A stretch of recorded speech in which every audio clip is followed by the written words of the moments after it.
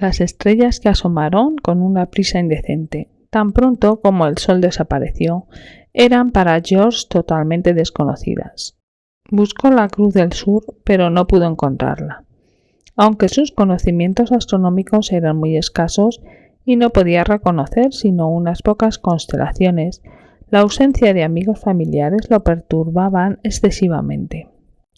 Lo mismo podía decirse de los ruidos que venían de la selva, demasiado cercana. Basta de aire fresco, pensó. Volveré a la fiesta antes que un murciélago sediento de sangre o algo igualmente desagradable venga a examinar la terraza.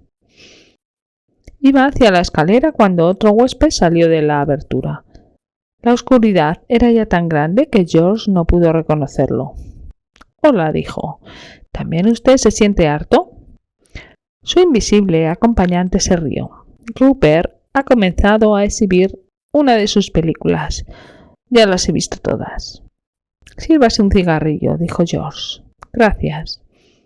A la luz del encendedor, George era muy aficionado a esa antiguallas. No pudo reconocer al otro huésped, un joven negro de facciones sorprendentemente perfectas. Se lo habían presentado unas horas antes, pero había olvidado el nombre enseguida, junto con los de otros 20 desconocidos. Sin embargo, la cara le recordaba algo, y de pronto George sospechó la verdad. «No sé si nos han presentado realmente», dijo, «pero ¿no es usted el nuevo cuñado de Rupert?» «Exactamente.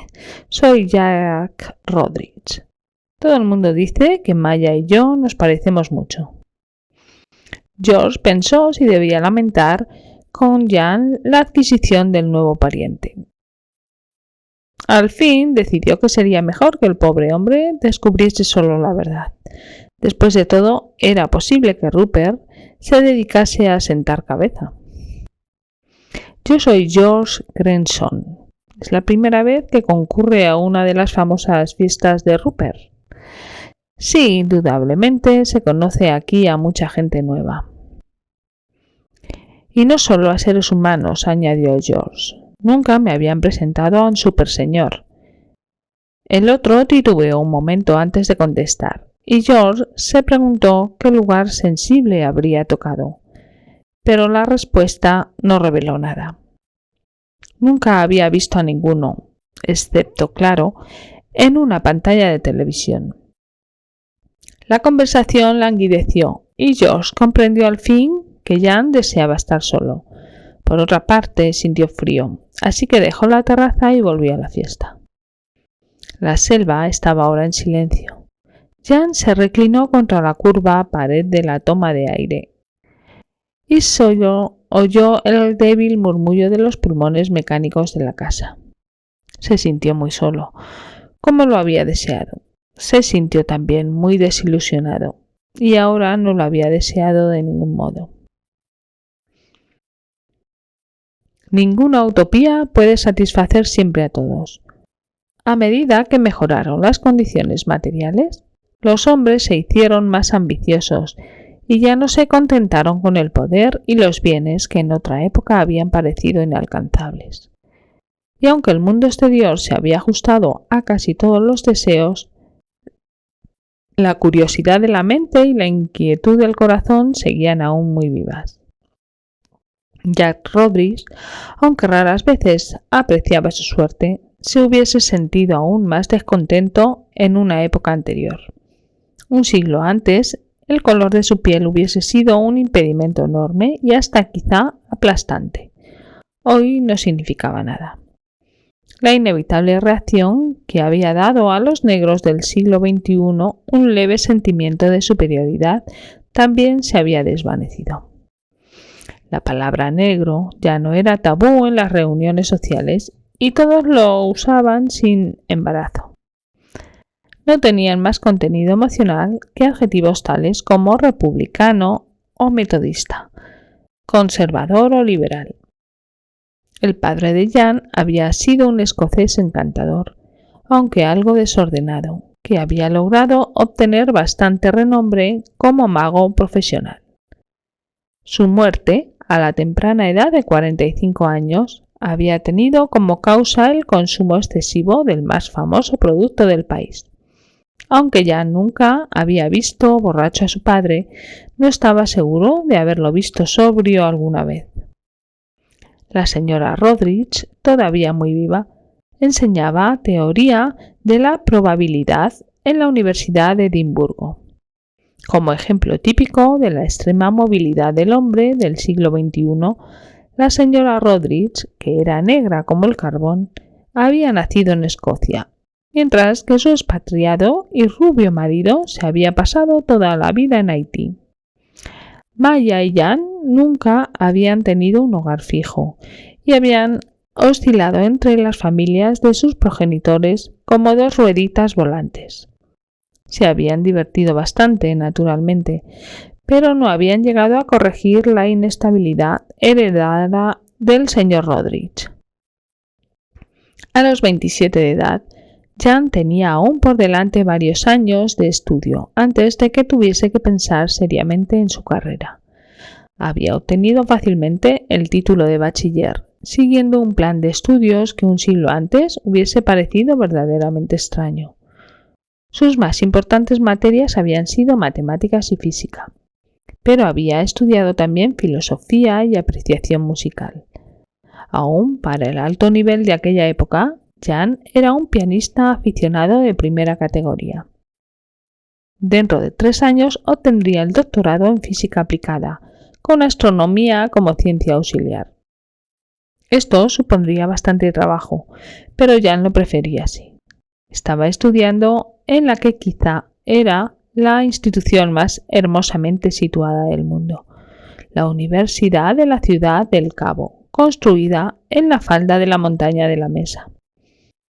No tenía preocupaciones materiales, sin embargo se sentía descontento y su situación le parecía irremediable. Para empeorar las cosas, la felicidad de Maya, aunque no la envidiaba, de ningún modo había subrayado la causa principal de sus disgustos. Pues Jan sufría a causa de la romántica ilusión, motivo de tantas desgracias y de tanta poesía, de que todo hombre tiene realmente un solo amor verdadero. A una edad desacostumbradamente tardía, había entregado su corazón, por primera vez, a una dama más renombrada por su belleza que por su constancia. Rosita Chien declaraba, con perfecta verdad, que corría por sus venas la sangre de los emperadores manchú. Todavía tenía muchos súbditos, incluida la mayor parte de los estudiantes de la Facultad de Ciencias, en el Cabo. Jan había sido hechizado por su delicada belleza floral, y la historia había progresado lo bastante como para tener un fin verdaderamente triste. Jan no podía imaginar que había fallado. Saldría de eso, naturalmente. Otros hombres habían sobrevivido a catástrofes parecidas sin sufrir daños irreparables, y hasta habían llegado a esa época en que se dice: nunca pude haberme tomado en serio a una mujer como esa. Pero Jan no veía aún la posibilidad de tal desprendimiento, y actualmente estaba muy disgustado con la vida. Su otro motivo de preocupación era más difícil de remediar, pues tenía como origen la relación existente entre sus ideales y los superseñores. La mente de Jan era tan romántica como su corazón. Como tantos otros hombres de su edad, desde que la conquista del aire era realmente posible, había dejado que sus sueños y su imaginación recorrieran los inesperados mares del espacio. Un siglo antes, el hombre había puesto un pie en la escalera que llevaba a las estrellas. En ese mismo instante, ¿podía haber sido una coincidencia? Le habían cerrado la puerta de los planetas en las narices. Los superseñores habían puesto pocas barreras a las actividades humanas. La guerra era quizá la mayor excepción, pero los estudios sobre viajes interplanetarios se habían casi interrumpido. La ciencia de los superseñores parecía inalcanzable. Por el momento al menos, el hombre se había desanimado y había vuelto la atención hacia otras esferas. No había por qué desarrollar cohetes cuando los superseñores tenían medios de propulsión infinitamente superiores, basados en principios ignorados por todos. Unos pocos centenares de hombres habían visitado la Luna con el propósito de establecer allí un observatorio astronómico. Habían viajado como pasajeros en una nave pequeña, manejada por superseñores e impulsada por cohetes. Era obvio que muy poco podía aprenderse del estudio de su vehículo tan primitivo, aunque sus dueños permitiesen que los hombres de ciencia terrestre lo examinasen a su gusto. El hombre era, por lo tanto, prisionero de su propio planeta, un planeta mucho más hermoso, pero más pequeño que hacía un siglo. Junto con la guerra, el hambre y la enfermedad, los superseñores habían abolido la aventura. La luna naciente teñía ya el cielo oriental con un resplandor pálido y blanquecino. Allá arriba, se dijo Jan, estaba la base central de los superseñores, entre las montañas de Platón. Aunque las naves de aprovisionamiento habían estado yendo y viniendo durante más de 70 años, solo en vida de Jan se había revelado el secreto, y los superseñores iniciaban ahora sus viajes ante los mismos ojos de la Tierra. En el telescopio de 5 metros de abertura podía verse como el sol de la mañana o de la tarde proyectaba sobre las planicies de la luna la sombra de aquellas enormes naves. Como todo lo que hacían estos seres era de gran interés para la humanidad, se llevó una cuenta minuciosa de sus idas y venidas, y ya comenzaba a descubrirse una cierta relación entre los diversos movimientos, aunque no su causa. Una de esas grandes sombras había desaparecido unas horas antes. Eso significaba, como lo sabía Jan, que en lugar del espacio, ya fuera de la Luna, la nave de los superseñores estaba preparándose para iniciar el viaje hacia el hogar distante y desconocido.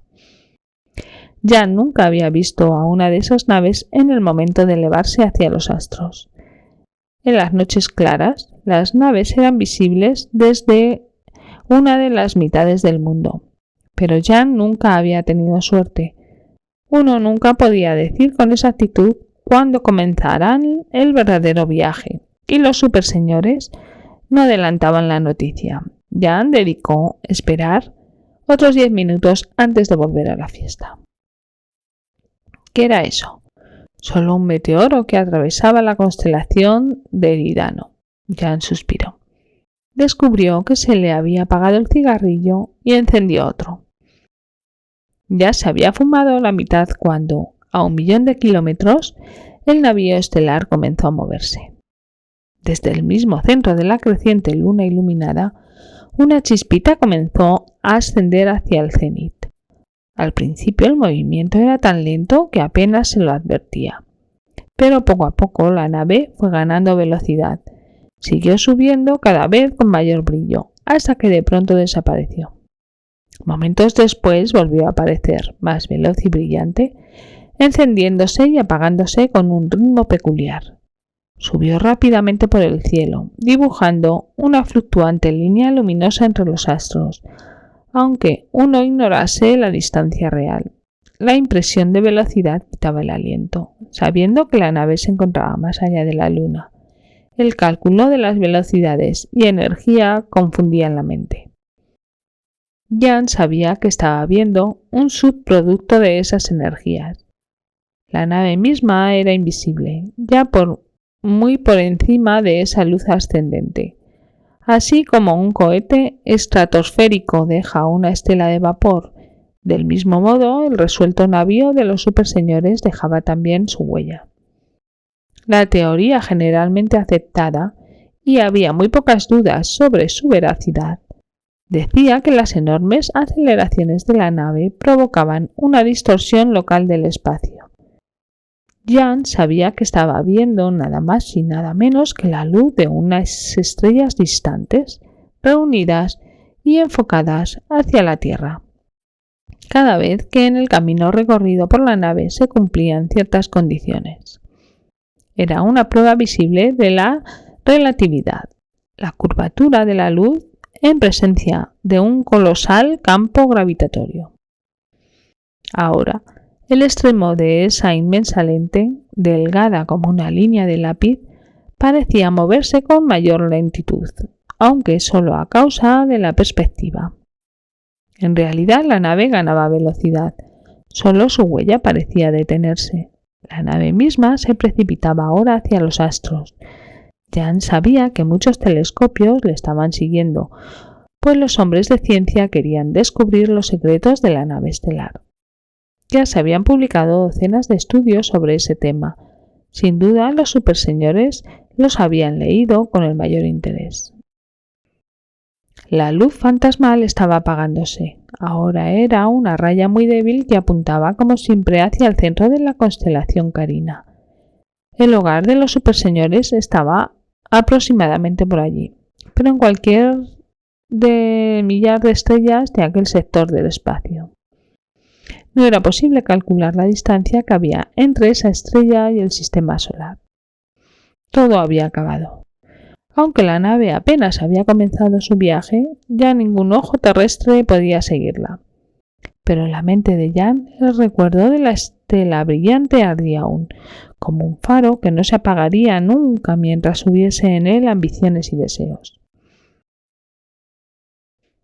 La fiesta había terminado. Casi todos los huéspedes habían vuelto a elevarse por los aires y se desparramaban ahora hacia los 4 rincones del globo, aunque había algunas excepciones. Una era Norman Dosworth, el poeta, que se había emborrachado de un modo desagradable, pero que había sido bastante cuerdo como para abandonar la sala antes de que fuera necesario recurrir a la violencia. Lo habían depositado sobre el césped con mucha suavidad y con la esperanza de que una hiena lo despertase bruscamente. En fin, no se contaba con él. Entre los que se habían quedado se incluía George y Jan. No había sido idea de George. Él quería volver a casa. Desaprobaban la amistad entre Rupert y Jan, aunque no por las razones comunes. George se enorgullecía de ser un hombre práctico, de juicioso carácter, y pensaba que el interés que unía a Jan y a Rupert no era solo infantil, en esta edad de la ciencia, sino también enfermizo. Que alguien que pudiese atribuir alguna sombra de verdad a los hechos llamados supranormales le parecía extraordinario, y el haber encontrado aquí a Rasa Berak había disminuido su fe en los superseñores. Era indudable ahora que Rupert había estado planeando alguna sorpresa, probablemente con la conveniencia de Jean. George se resignó tristemente a las tonterías que pudiesen sobrevenir. Probé toda clase de objetos antes de llegar a esto, decía Rupert con orgullo. El mayor problema era el de reducir la fricción y facilitar así los movimientos.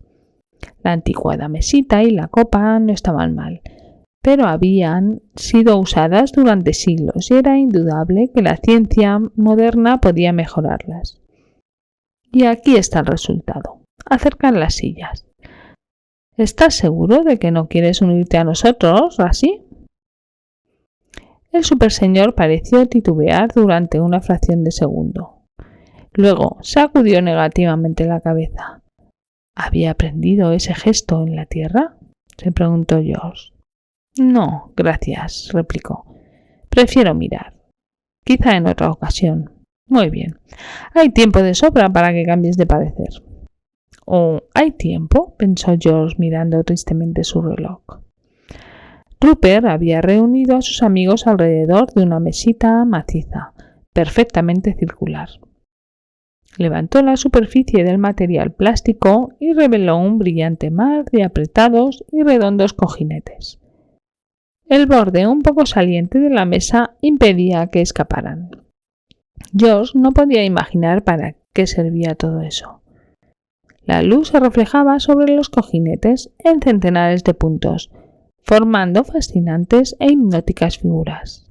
George se sintió ligeramente mareado. Mientras los demás acercaban las sillas, Rupert buscó debajo de la mesa Sacó un disco de unos 10 centímetros de diámetro y lo colocó sobre los cojinetes. Eso es, dijo. Vosotros ponéis los dedos aquí y el disco gira sin encontrar resistencia. George lanzó una mirada de profundo disgusto al dispositivo. Advirtió que las letras del alfabeto habían sido colocadas sobre la mesa en intervalos regulares, aunque sin ningún orden. Además, distribuidos entre las letras se veían varios números, del 1 al 9, y en dos extremos opuestos una tarjeta con la palabra sí y no. Todo esto me parece magia barata, murmuró George.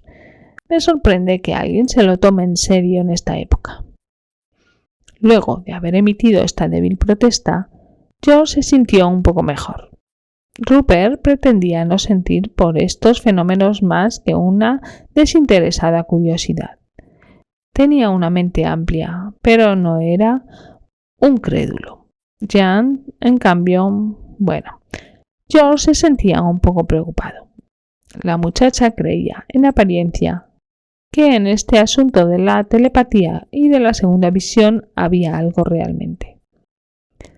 George no advirtió, hasta después de haber hablado, que la frase implicaba también una censura a Rasaperak. Lo miró nerviosamente, pero no había en el superseñor ningún signo de reacción, lo que no probaba nada en absoluto. Ya todos ocupaban sus sitios. Alrededor de la mesa y en el sentido de las agujas del reloj se habían instalado Rupert, Mary, Maya, Jean, George y Benny Sobenger. Ruth Sobenger estaba sentada aparte con un anotador. Se había opuesto, parecía, a participar de la sesión, lo que había provocado ciertos comentarios oscuramente sarcásticos de Benny, a propósito de los que todavía se tomaba el Talmud en serio. Sin embargo, no se oponía de ningún modo a actuar como cronista. Ahora escuche, comenzó a decir Rupert. Para beneficio de los escépticos como George, pongamos las cosas en claro. Haya o no algo anormal en todo esto, funciona. Personalmente, creo que se trata de un simple fenómeno mecánico. Cuando ponemos nuestras manos sobre el disco, aunque tratemos de no influir en sus movimientos, nuestro subconsciente comienza a hacer trampa.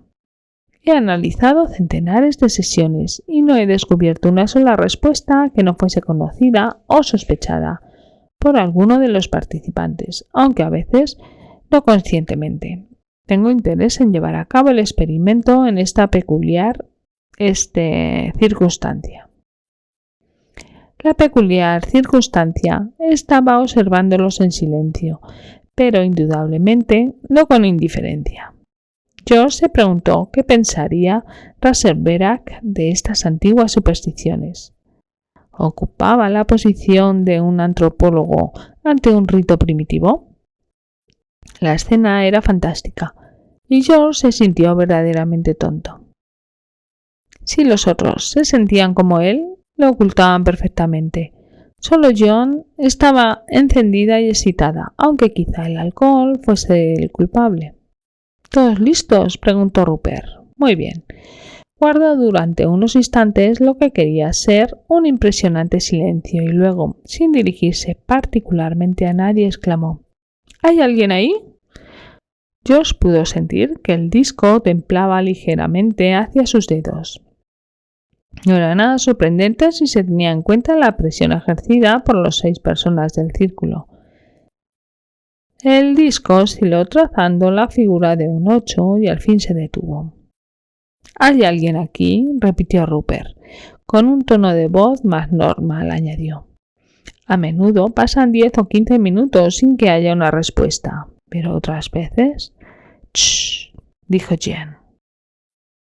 El disco se estaba moviendo. Comenzó a balancearse, trazando un amplio arco entre las tarjetas del sí y del no.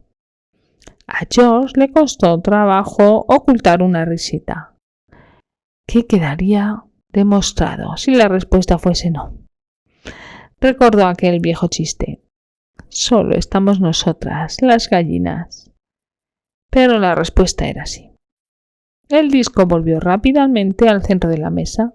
Parecía como si estuviese vivo de algún modo y esperase la próxima pregunta. A pesar de sí mismo, George se sintió impresionado. ¿Quién eres?, preguntó Rupert. Esta vez las letras se sucedieron sin titubeos. El disco se movió a través de la mesa como un ser consciente y con tanta rapidez que George encontraba difícil mantener el contacto. Podía jurar que no contribuía al movimiento. Miró rápidamente a los demás, pero no pudo ver nada sospechoso en sus caras. Parecían tan atentos y expectantes como él. Todos, respondió el disco, y volvió a su lugar de descanso. Todos, repitió Rupert, una respuesta típica, evasiva, pero estimulante. Significa quizá que no hay nadie aquí, salvo una combinación de nuestras mentes. Calló un momento mientras elegía la próxima pregunta. Luego dijo, dirigiéndose al aire: ¿Tienes un mensaje para alguno de nosotros? No, replicó el disco con rapidez. Rupert miró alrededor de la mesa. Deja el asunto en nuestras manos. A veces habla voluntariamente, pero esta noche tendremos que hacerle preguntas definidas. ¿Alguien quiere comenzar? Lloverá mañana, dijo George en broma. El disco comenzó a oscilar entre la línea del sí-no. Es una pregunta tonta, protestó Rupert. Es posible que llueva en alguna parte y que no llueva en alguna otra parte. No hagan preguntas cuyas respuestas puedan ser ambiguas. George se sintió apropiadamente aplastado. Decidió esperar a que algún otro hiciese la pregunta siguiente. ¿Cuál es mi color favorito?, dijo Maya. Azul, fue la respuesta. Es exacto. Pero eso no prueba nada. 3 de los presentes por lo menos ya lo sabían. ¿Cuál es el color favorito de Ruth?, preguntó Benny. Rojo. ¿Es cierto eso, Ruth? La mujer alzó la vista de su anotador. Sí, así es, pero Benny lo sabe y está en la mesa. Yo no lo sabía, replicó Benny. Lo sabías muy bien, te lo he dicho 1.000.000 de veces. Recuerdo subconsciente, murmuró Rupert. Ocurre a menudo. Pero no pueden hacer preguntas más inteligentes, por favor. Todo ha comenzado tan bien que no quiero que perdamos estamina. Curiosamente, la misma trivialidad del fenómeno comenzaba a interesar a George. No se trataba de nada supranormal, era indudable. Como decía Rupert, el disco estaba respondiendo a los movimientos musculares inconscientes. Pero este hecho mismo era asombroso. George nunca hubiese creído que fuera posible obtener respuestas tan rápidas y precisas. En una ocasión trató de influir en el disco para que éste deletreara su nombre. Obtuvo la G, pero eso fue todo. El texto no tenía sentido. Era virtualmente imposible, decidió, que una persona gobernara la mesa sin la colaboración de los demás. Al cabo de media hora, Ruth había anotado más de una docena de mensajes, algunos bastante largos. Había ocasionales faltas de ortografía y rarezas de síntesis, pero pocas. Cualquiera que fuese la explicación, George estaba seguro, no contribuía conscientemente a obtener esos resultados. Algunas veces, cuando el disco comenzaba a deletrear una palabra, creía adivinar las letras subsiguientes, y de ahí el significado total del mensaje. Y todas las veces el disco había cambiado de dirección y había deletreado algo totalmente distinto. Muy a menudo, pues no había pausa ninguna que indicase el fin de una palabra y el comienzo de otra. El mensaje parecía ininteligible hasta que Ruth lo leía en voz alta. La experiencia en su conjunto le daba a George la impresión de encontrarse ante una mente independiente y dotada de voluntad. Y sin embargo, no había ninguna prueba definitiva. Las réplicas eran tan ambiguas, tan triviales, que podía significar esto, por ejemplo. Creed, hombres, la naturaleza os acompaña. Aunque a veces se sucedían profundas y hasta perturbadoras verdades. Recordad que el hombre no está solo No lejos hay otra patria. Pero naturalmente todos lo sabían. Aunque, ¿quién podía asegurar que el mensaje se refiriese a los superseñores? George estaba sintiéndose cansado. Era hora, pensó somnoliento, de que volviese a casa. Todo esto parecía muy curioso, pero no los llevaba a ninguna parte y estaba abusando. Miró alrededor de la mesa. Benny parecía sentirse como él. Maya y Rupert tenían una mirada un poco apagada y Jean, bueno, se lo tomaba muy en serio. La expresión de Jean le preocupó. Parecía como si tuviese miedo de terminar y también como si tuviese miedo de seguir. Quedaba solo Jean. George se preguntó qué pensaría de las excentricidades de su cuñado. El joven ingeniero no hacía preguntas ni mostraba ninguna sorpresa ante las respuestas. Parecía estar estudiando los movimientos del disco como si se tratase de un fenómeno científico. Rupert salió de su aparente letargo. Hagamos otra cosa, dijo. Después podemos darnos por satisfechos. ¿Qué dices, Jan? ¿No has preguntado nada?